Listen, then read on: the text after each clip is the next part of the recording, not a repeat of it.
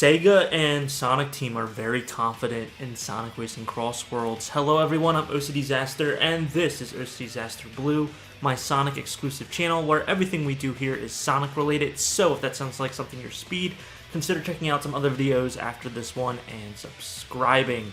So what do I mean by Sonic Team and Sega having the confidence in Racing CrossWorlds? Well, we just finished an open beta test for the network testing, the server testing for Sonic Racing CrossWorlds a few weeks ago, and now on September 17th, they have announced that there will be a single-player beta experience for Sonic Racing CrossWorlds, which will be a free download for people to test out the game offline, and this is just an absolute W for this company.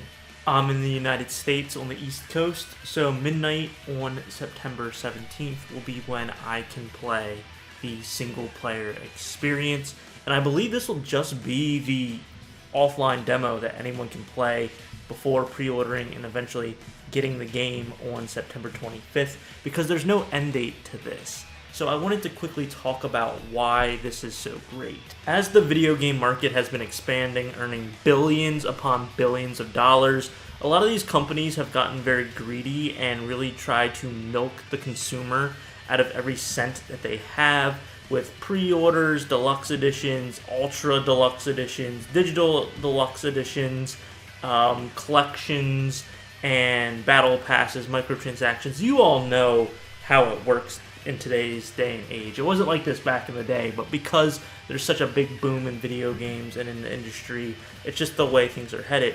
And with that, a lot of companies have been very predatory towards the consumers to get more money so they can pay the stakeholders and the CEOs and all that stuff. So why is this a good thing? That's not why I'm saying this is a good thing. What I like is that although Sega has had some questionable practices before, especially with the, I believe it was Yakuza, right? Where they, or Like a Dragon, where you actually had to spend like $120 on the game to get the base game and to get even just like a difficulty or like a way to actually fully complete the game. That was a lot of controversy when Sega did that, because you basically had to pay more money to get a completed package. It's stuff like that where you really have to be critical of companies. But when it comes to their flagship IP, Sonic, it seems like they haven't really done anything too crazy. Sure, they have some of their mobile games with, you know, the costumes and skins, and you can buy microtransactions to keep playing the game. That's just the mobile marketplace, and although they do promote a lot of Sonic mobile games, it's not their big driving force. Their big driving force is still the Sonic titles. And with those Sonic titles, most of them are single-player experiences. Most of them, you purchase the game, you might get the digital deluxe version, you might get some DLC. Sonic Frontiers DLC was free on top of just that one price to get the game, or a little bit extra if you got the pre-order bonus. And then that was it. You're all set, you're all done, there's nothing else that you have to pay for when playing the game, and I've always kind of respected that. Now, Sega and Sonic Team are going even further forward by saying, hey, we understand we don't normally give you guys a Sonic game that is a multiplayer game with servers and is an online sort of thing, so we're going to let you play it first in a closed beta to see how you feel, get your feedback, then in an open beta to figure out if you guys like what you're playing, you like how the multiplayer feels, how the lobbies work, how the servers are managed. And now, after that, we're still going to let you play offline until the game releases. So they have an abundant amount of confidence in this game, but they're also respecting the consumers, which you don't see very often in this space anymore.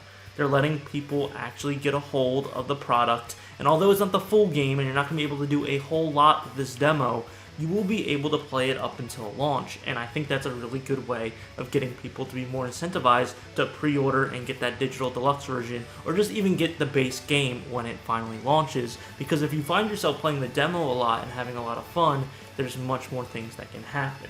I personally have not seen any real negative complaints about the open beta. Sure, there were a few server issues here and there for myself, and I do a whole video where I break that down, but I, for all intents and purposes, had a really good time And I didn't go in with rose-colored glasses. Yes, I love Sonic and the Sonic franchise, but I will call a game out if there's something that's not working, and the open beta was a success in my eyes, and I think in Sega and Sonic Team's eyes as well, which is why they're also kind of doing this.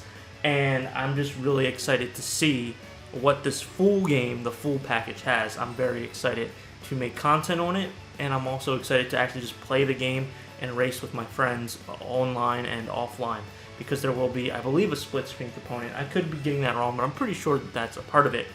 For the open beta, I had to play on my Switch too, which most of you let me know in my breakdown of the open beta that I was actually playing the Switch version, not the Switch 2 version. So that is a mistake that I made, and I do apologize, and that's why it didn't look as great.